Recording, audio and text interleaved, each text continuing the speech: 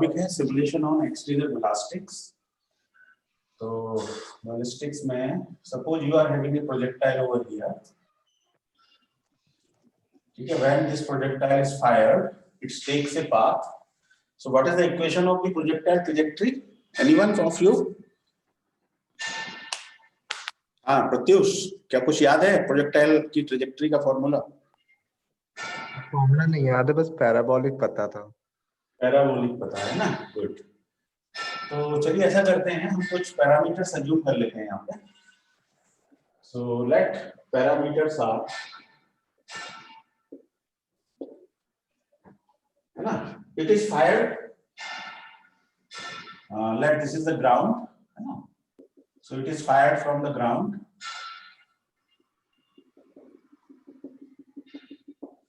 so this projectile is having some initial velocity. So let this initial velocity is v0 and having some angle of projection, let this is phi. So v0 is the velocity of the projectile. v0 is velocity of projectile and phi 0 is the angle of projection. Angle of projection. मेरी आवाज ठीक आ रही है? बहुत धीमी तो नहीं आ रही? आपको समझ में आ रहा है एंगल ऑफ प्रोजेक्शन जैसे मैं बोल रहा हूँ? v0 velocity of projectile, phi 0 angle of projection. अब थोड़ी सी बात कर लेते हैं कि कौन कौन सी फोर्सेस एक्ट करते हैं प्रोजेक्टाइल। तो प्रोजेक्टाइल पर एक तो फोर्स ऑफ ग्रेविटी एक्ट करता है। तो फोर्स ऑफ ग्रेविटी की वैल्यू कितनी होती है? It is mg, where m is the mass of the projectile, g is the gravitational acceleration. So m is the mass of projectile, g is the angular acceleration due to gravity. Acceleration due to gravity. और बताइए projectile पर कौन कौन से force act करते हैं? Suppose the projectile is here. So at this point of time, its velocity will be not v0, it will be less than v0. It is having some new velocity. Let v is the velocity at this particular point P, and its angle is theta here. So v and theta are the velocity and angle of projection at point P. At point P. So, how many forces are acting? One is force of gravity and one is tangential drag. Mic off रखिए. One is tangential drag and third one is retarding force due to viscous resistance. Due to viscous resistance. These are the three forces acting on the projectile. ठीक है? The value of the force of gravity is mg. What is the value of the retarding force due to viscous resistance? So retarding force is proportional to velocity, है ना? Proportional to some power of velocity, so v to the power n.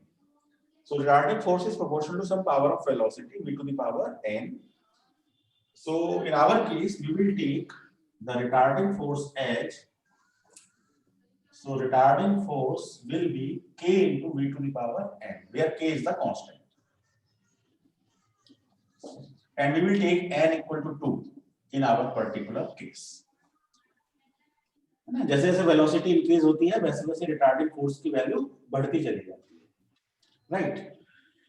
तो यदि मैं यहाँ पर force diagram दिखाऊं तो force of gravity will be vertically downward, it is mg, okay, and let this is the perpendicular, so this is mg, let this angle is theta, so this is mg cos theta, and this force is mg sin theta. These are the components of mg cos theta and mg sin theta. And the retarding force is given by kv to the power n. This is the retarding force. And what is the tangential drag? That is mass into acceleration as per Newton's second law.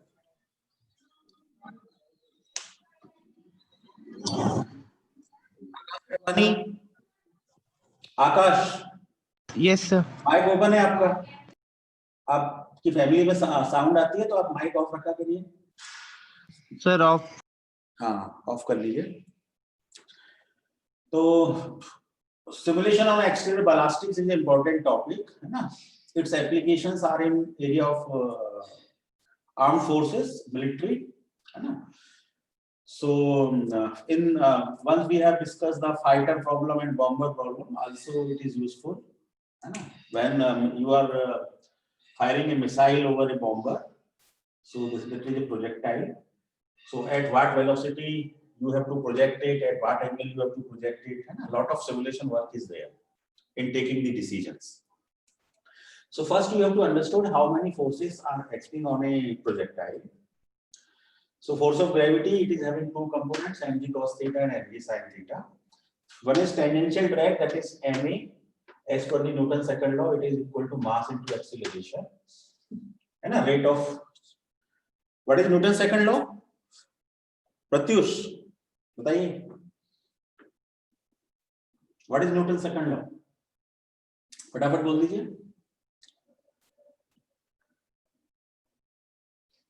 Sagar Sharma,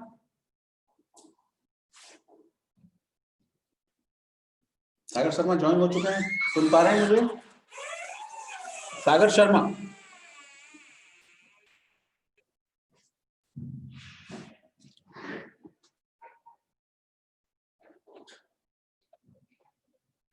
Hemant परिहार, हाँ Sagar Sharma,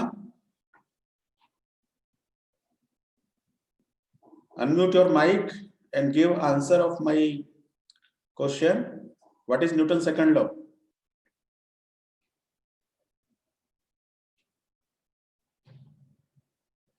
Sagar Sharma, am I audible? Pratyush. Yes, sir. What is Newton's second law? Sir, Newton's second law, sir, ये होता है momentum based होता है. Momentum of an object is proportional to the force. Momentum. Rate of change of momentum. Yes, sir. Rate of change of momentum is proportional to the applied force. Yes, sir. है ना? So rate of change of momentum is proportional to the applied force, है ना? So initial momentum is mu, final momentum is mv. So change in momentum is mv minus mu, है ना? And rate of change of momentum divided by t, this is proportional to applied force. This is the Newton's second law. Rate of change of momentum, और इसी से we will derive F equal to ma. तो ये जो ma है ये आपको Newton second law से ही मिल रहा है ना? तो अब यहाँ पर फ्री बॉडी डायग्राम हम बना चुके हैं. We are knowing what are the forces acting on a projectile. There are three forces: force of gravity, tangential drag, retarding force. Retarding force को हमने assume कर लिया है कि it is proportional to the sum power of the velocity. We have taken that power 2 and constant k भी हम कुछ कुछ assume कर लेंगे जब हम numerical करेंगे. ठीक है, a को भी हम कुछ assume कर लेंगे, like 0.001 जो भी होगा वो हम वैल्यूज बता देंगे. मास ऑफ द प्रोजेक्टाइल भी हम assume कर लेंगे कि मान लीजिए मास जो है वो 30 kg है ना? We will start with some parameters, है ना? g is as usual 9.81 होता ही है. ठीक है, v0 and phi0 initial velocity, initial projection angle, है ना? वो भी हम assume कर लेंगे कि initial angle of projection 30 degree है, और वेलोसिटी को भी हम assume कर लेंगे लेट कि 20 मीटर्स पर सेकंड है. whatever जो भी हमें करना है, we will assume some initial parameters. अब हमें इसे सिमुलेट करना है प्रॉब्लम को, and we are interested in finding the range of the projectile or the distance covered by the projectile at different points, है ना? 0.1, 0.2, 0.3, 0.4. We want to simulate this problem, है ना? और एक पॉइंट आएगा when the projectile touch with the ground, है ना, touch with the ground. So suppose that the projectile is here at point Q, then what are the coordinates of the projectile? What are the coordinates? This is the x coordinate, this is the y coordinate. x1, y1. You can say in this way. At another point, you can say it is x2 and it is y2. So x1 is the horizontal distance covered by the projectile and y1 is the vertical distance covered by the projectile. And for this path, for this point, this is the horizontal distance, this is the vertical distance. What is the maximum distance covered by the projectile? So this is the maximum distance. This maximum distance is known as range of the projectile. And suppose bomber is at a particular range and you want to fire what angle, what velocity, these are all parameters which is given by the simulation phenomena. So I think this diagram is clear. All the three forces, है ना, parameters. जब तक आप इन forces की phenomena को नहीं जानेंगे, parameters को नहीं जानेंगे, you will not be able to simulate the problem. ठीक है? तो by the law of equilibrium, by the law of what is D'Alembert principle पढ़ा होगा आपने? What is D'Alembert principle? बताइए आप में से कोई भी. D'Alembert principle पढ़ा है कि नहीं पढ़ा है बीटेक में? D'Alembert principle. हाँ जी, यस नो. सागर शर्मा जवाब दिया करिए. यू आर एमटेक स्टूडेंट, चुप मत बैठे रहे करिए जो है ना. यदि आंसर आता है तो भी, नहीं आता है तो भी. सागर शर्मा, क्या खेत में पानी लगा रहे हैं? All the forces must be equal to MA. Summation of all the forces must be equal to MA. जैसे कि मान लो यहाँ पे अभी मैं न्यूटन सेकंड लॉ लगाऊं, ठीक है? तो न्यूटन सेकंड लॉ में मुझे क्या करना पड़ेगा? देखो, एक फोर्स तो KVN है ना, एक फोर्स mg sin थीटा है. तो अब बताओ इस mg sin थीटा को मैं माइनस लूं या प्लस लूं? MA की डायरेक्शन देखो, ये राइट की तरफ है, तो राइट की तरफ के सारे फोर्सेस पॉजिटिव होंगे, है ना, लेफ्ट की तरफ के सारे फोर्सेस नेगेटिव होंगे. ठीक है? तो मैं कैसे बनाऊंगा equation? Minus mg sin theta, ये भी माइनस हो जाएगा, minus kb to the power n, ठीक है, इक्वल टू क्या होना चाहिए? Summation of all the forces. तो मैंने summation of all the forces कर दिया, must be equal to ma. ये तो मैंने इक्वेशन लिखी है as per Newton second law से. न्यूटन सेकंड लॉ कहता है कि summation of all the forces must be equal to ma. यही तो न्यूटन सेकंड लॉ है. अब मान लो मैं डीलम्बर्ट प्रिंसिपल से लिखना चाहता हूं, तो डीलम्बर्ट प्रिंसिपल क्या कहता है कि इसी पॉइंट P का मैं फ्री बॉडी डायग्राम बना रहा हूं, तो P पर एक फोर्स तो काम कर रहा है KVN, एक फोर्स काम कर रहा है mg sin थीटा. तो ऊपर दिख नहीं रहा इतना. अच्छा, ऊपर दिख नहीं रहा है ना, कोई बात नहीं, मैं यहाँ बनाता हूँ. देखिए, तो इस पॉइंट P के लिए मैं दोबारा से यहाँ फ्री बॉडी डायग्राम बना रहा हूँ. तो A1 force is kb to the power n, which is the retarding force, and second is the mg sin theta, which is a component of the gravity force. ठीक है? अब ये जो ma act कर रहा था, तो डीलम्बर्ट का ये कहना है कि ma फोर्स के इक्वल फोर्स अपोजिट डायरेक्शन में लगा दीजिए. ठीक है? ma के इक्वल फोर्स अपोजिट डायरेक्शन में लगा दीजिए, then the total system will be in equilibrium. It means sigma fx equal to 0. ये डीलम्बर्ट प्रिंसिपल है. ठीक है? न्यूटन सेकंड लॉ से भी वही रिजल्ट्स मिलते हैं, डीलम्बर्ट से भी वही रिजल्ट मिलते हैं. दोनों के कहने का तरीका अलग है. Newton second law it's saying summation of all the forces must be equal to ma, है ना, in the direction of velocity और डायरेक्शन ऑफ मोशन. और इसमें आपको ma का force opposite to motion apply करना है, then the system will be in equilibrium. Equilibrium means the resultant will be 0. So sigma fx must be 0. तो यदि मैं अब इसका इक्विलिब्रियम इक्वेशन लिखूं तो कैसे लिखूंगा? देखो, I will write ma, है ना, लेफ्ट साइड के लिए तो माइनस ले सकते हैं, minus ma minus kbl minus mg sin theta. ये नहीं दिख रहा है, कोई बात नहीं, ऊपर लिखते हैं जरा। तो डीअलेम्बर्ट प्रिंसिपल के अकॉर्डिंग, है ना, D'Alembert principle, so mg sin theta minus kbn minus ma must be 0. अब देखें आप, this equation and this equation are equivalent or not? बताइए, सेम रिजल्ट मिल रहा है ना? इक्वल टू ma कर लो या माइनस ma इक्वल टू 0 कर लो, एक ही बात है ना, किसी को भी यूज कर सकते हैं, you will get the same result. ठीक है, तो डीअलेम्बर्ट की हेल्प से हमको ये रिजल्ट मिल गया। Now I can write acceleration can be written as dy by dt, so I can write it m into dy by dt, m into dy by dt equal to minus mg sin theta minus kb to the power n। ये clear है? A can be written as dy by dt. Now dividing whole the equation by n, dividing whole equation by n, so I get dv by dt equal to minus g sin theta minus kbn divided by n. This is the important equation. ये हमारे simulation में use होगी।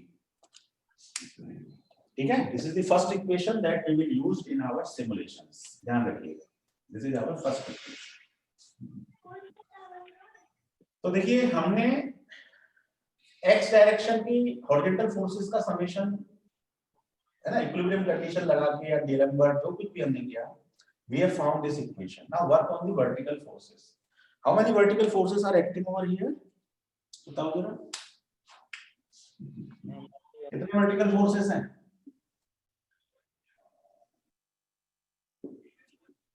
Vertical forces में एक force तो mg cos theta है और एक फोर्स आएगा centripetal force which is given by mv square divided by रो, है ना। तो centripetal force is given by mv square divided by रो। So summation of all the forces in the vertical direction must be 0. एक second, हाँ sir मैं class में हूँ, थोड़ी देर में। हाँ, तो summation of all the forces, हाँ बोलिए। Centripetal force mv square upon r होती है शायद सर। हाँ, r is the radius of curvature, so rho is the radius, आप r बोल रहे हैं। ओके ओके, ठीक है ना, और rho is the radius of curvature, it is not the density, it is the radius of curvature। mv square वही आगे होती है, ये बिल्कुल सही है। सो r की जगह हम rho लिख रहे हैं, mv स्क्वायर बाय rho। ठीक है, तो अब बताइए, जैसे हॉरिजॉन्टल डायरेक्शन में तो it is moving with the a acceleration, है ना। क्या इस वर्टिकल डायरेक्शन में कोई एक्सीलरेशन है? There is no acceleration in vertical direction, है ना। So summation of all the forces must be equal to 0। यहां पे क्या हो रहा था? Summation of all the forces must be equal to ma as per the Newton second law. यहां पर summation of all the forces must be equal to 0। So sigma fy equal to 0, so that will be given by mg cos theta plus mv square divided by rho must be 0, right? Now divide whole the equation by n, so I am having v square by rho equal to minus g cos theta minus g cos theta. Now this rho is given by ds by d theta. Radius of curvature is given by change in distance divided by change in angle for a very short period of time.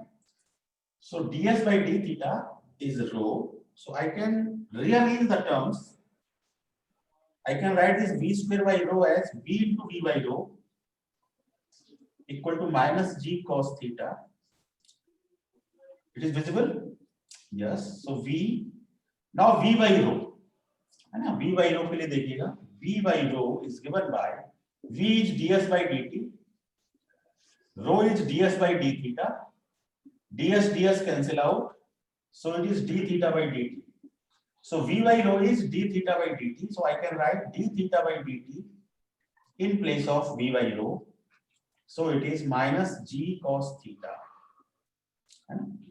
or it can be written as d theta by dt equal to minus g cos theta divided by v.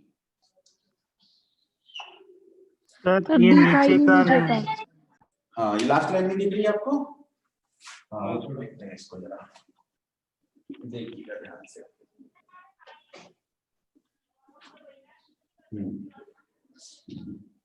मैं यहां से फिर से चल रहा हूं इस तरह से, v square by rho equal to minus g cos theta.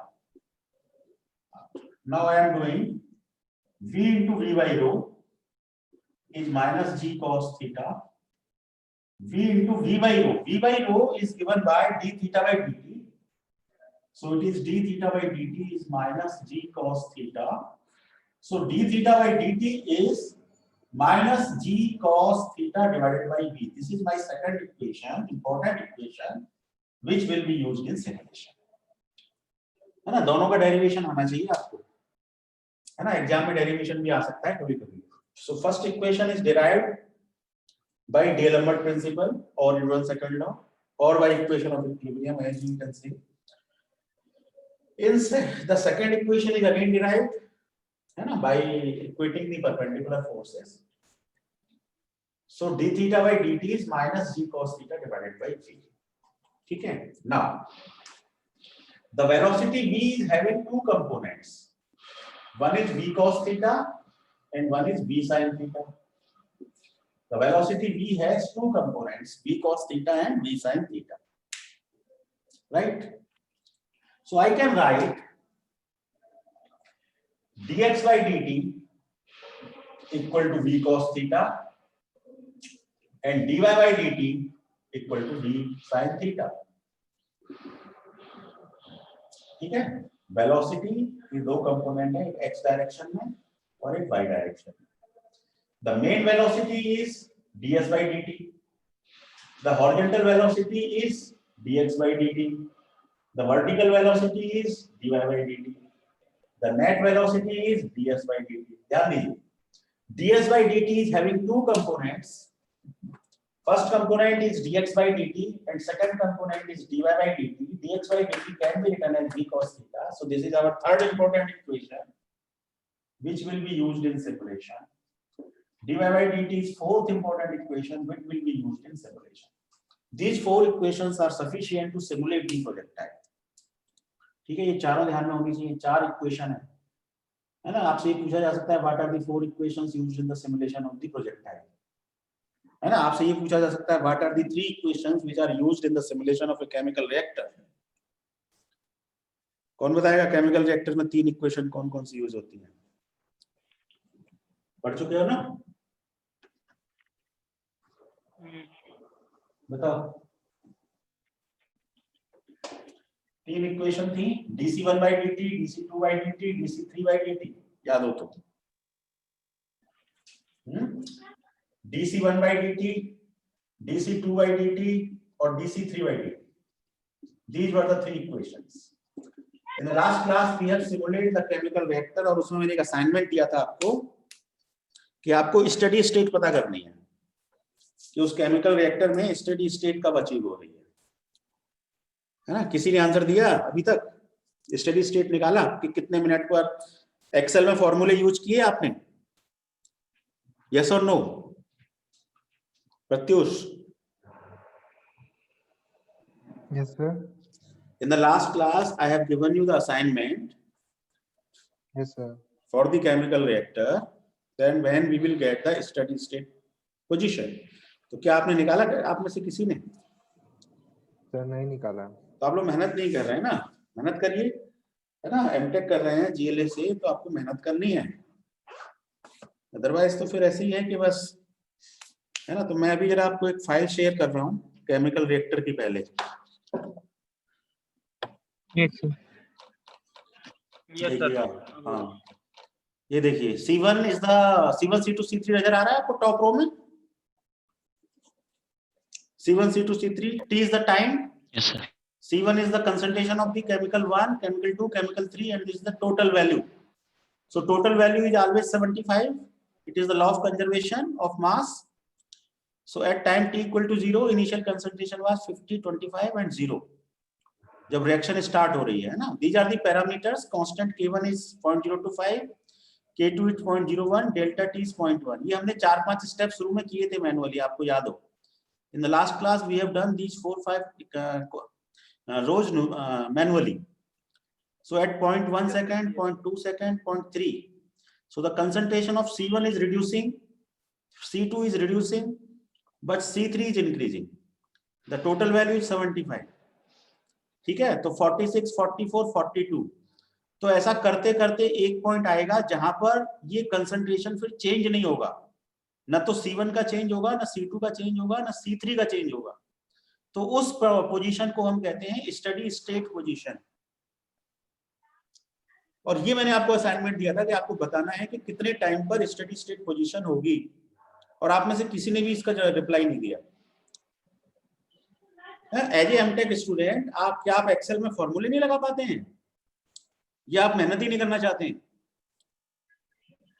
इतना सिंपल सा सिमुलेशन है। देखिए 1 मिनट पर जब क्या वैल्यू हो गई है 33, 8.7, 32, और 2 मिनट पे देखिए, 2 मिनट पे देखिए कितनी वैल्यूज हैं, पढ़ के बताइए जरा,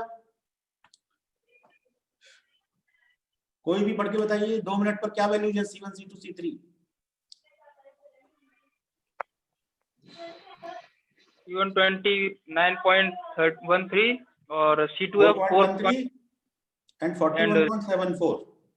ठीक है, तो अब आप देख रहे हैं कि जो भी डिक्रीमेंट हो रहा है, जो भी कंसंट्रेशन घट रहा है, वो बहुत धीरे धीरे घट रहा है। पहले तेजी से घट रहा था, 50 से 40, सीधे सीधे 4 वैल्यू कम हो गई, फिर 40 से 44 2 वैल्यू कम हुई, धीरे धीरे रिड्यूस होता जा रहा है। और फिर आप देखिए 3 मिनट पर क्या कंडीशन हुई, 3 मिनट पर 27.31, और 4 मिनट पर देखिए। अब आप देख के बताइए कि स्टडी स्टेट कहां पर है, क्या 4 मिनट पर स्टडी स्टेट आई है कि नहीं आई है? 26.5 फिर 26.45 चेंज हो रहा है, लेकिन बहुत कम चेंज हो रहा है। तो हम ये कह सकते हैं कि हम लगभग स्टडी स्टेट के आसपास हैं, हम लगभग स्टडी स्टेट के आसपास हैं। और देखिए आगे 4 मिनट के बाद 4.1 मिनट, 4.2 मिनट, 5 मिनट पे क्या हुआ, 6 मिनट पे क्या हुआ, 6 मिनट पे भी रिडक्शन हो रहा है। देखो 25.94 से 25.93, 7 मिनट पे देखिए 25.84, 8 मिनट पे देखिए 25.80, 0.04 का रिडक्शन है। एक्यूरेसी देखिए आप 0.04 का। और फिर 9 मिनट पे जाके 25.77, और 10 मिनट पे जाके 25.76, 0.77 से 0.76, 0.01 का फर्क है केवल। और 11 मिनट पे जाके देखिए 25.76। ठीक है, तो देखो 10 मिनट पे 25.76, 10.1 पर भी 25.76, 25.76। अब चेंज हो रहा है क्या, बताओ? No sir. It is not changing. So what is the steady state time? 10 Steady minutes. state time is 10 minutes. Steady state time is 10 minutes. अभी कह सकते हैं केमिकल 1 के लिए हो गया। आप केमिकल 2 के बारे में देखो, केमिकल 2 भी 0.76 से चेंज नहीं हो रहा, लेकिन केमिकल 3 जो है वो 48.47, फिर बाद में 48.48 हो गया है ना। तो अब इसको अब लास्ट में देखेंगे 11 मिनट पे, 11 मिनट के बाद 48.48, फिर 48.49 भी हो गया है ये। तो ये चेंज होना कब बंद हुआ, ये देखिए 48.49 फाइनल हो गया है, 48.49 चेंज नहीं हो रहा है ना। तो 48.49 कहां पे हुआ है, यहां पे हुआ है, यानी 11.3। ये वाली रो देखिए आप, इस रो के बाद न तो C1 में कोई चेंज है, न C2 में कोई चेंज है, न C3 में कोई चेंज है। मेरी बात समझ पा रहे हैं आप? So 11.3 minute is the actual steady state position. 11.3 minute is the, तो ये मैंने कितने मिनट के लिए सिमुलेट किया प्रॉब्लम को टोटल देखो, I have simulate the problem for 15 minutes. 15 minute में कितनी रो आ गई? 150 रो आ गई करीब करीब, है ना, 150 रो। और फिर इसका मैंने एक ग्राफ भी खींचा है, तो इस ग्राफ को देखिए जरा, एक्स एक्सिस पे मैंने क्या लिया है, ये आपका वो चल रहा है, टाइम चल रहा है ना, सिमुलेशन रन चल रहा है, पहला रन, दूसरा रन, तो ये 152 कितने रन है, उतने रन चल रहे हैं, 150 रन तक, 150 रन है। C1 के लिए ब्लू कलर है, मतलब इसका कंसंट्रेशन पहले घट रहा है और घटने के बाद फिर कांस्टेंट हो गया। C2 मतलब रेड कलर, इसका भी कंसंट्रेशन घट रहा है और बाद में कांस्टेंट हो गया। और C3 इसका कंसंट्रेशन बढ़ रहा है और बाद में कांस्टेंट हो गया। ठीक है, तो इसको ग्राफिकली भी रिप्रेजेंट कर दिया है। तो इतना मैंने आपको असाइनमेंट दिया था, लेकिन मतलब ये दुर्भाग्य है कि आप लोग करते ही नहीं है, मेहनत ही नहीं करते हैं। ये नॉट ए सिंगल स्टूडेंट भेज नहीं रहा है कि मैंने ये चीज की। जब आप ये करेंगे तब आप सिमुलेशन की डेप्थ में जाएंगे, कुछ लर्न करेंगे। और इसमें है कुछ नहीं, देखो सिंपल से फॉर्मूले लगाए गए होंगे, यदि आप देखें तो यहाँ फॉर्मूले लगे होंगे, लगे हैं फॉर्मूले, ये लगे हुए, देखो ये फॉर्मूले लगे हुए हैं, बस ये फॉर्मूले हैं, D2 - 2 × H2 वगैरह, ये फॉर्मूले लगे हुए हैं। कुछ खास बात नहीं है, बहुत आसान है। 15 मिनट के लिए प्रॉब्लम को सिमुलेट करने बोला गया था, ना तो किसी ने सिमुलेट की और ना किसी ने स्टेडी स्टेट पोजीशन निकाल करके दी। तो अब ये बताइए, क्या अब आप लोग जो भी असाइनमेंट दिया जाएगा उसे करेंगे आगे से, या ऐसे ही चलता रहेगा? करेंगे सर। हाँ करिए, प्रॉब्लम आती है तो पूछिए, I am available on WhatsApp, है ना, कुछ करेंगे तभी कुछ सीखेंगे। तो अभी इस क्लास को एंड करते हैं। अभी मैं समराइज कर देता हूँ what we have done in this class.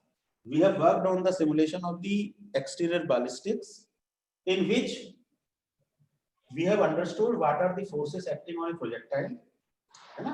There are 3 forces. One is force of gravity, second one is tangential drag, and third one is the retarding force due to viscous drag. And we have developed the 4 equations. First equation is dv/dt = -g sin theta minus kv to the power n by n, and d theta/dt is -g cos theta by v, and dx/dt is v cos theta, dy/dt is v sin theta, है ना? In the next class we are going to simulate this problem with the help of these 4 equations, है ना? So now I am ending this class. If you have any query, please unmute your mic and ask. Otherwise I will end this class and we will again join after 5 minutes.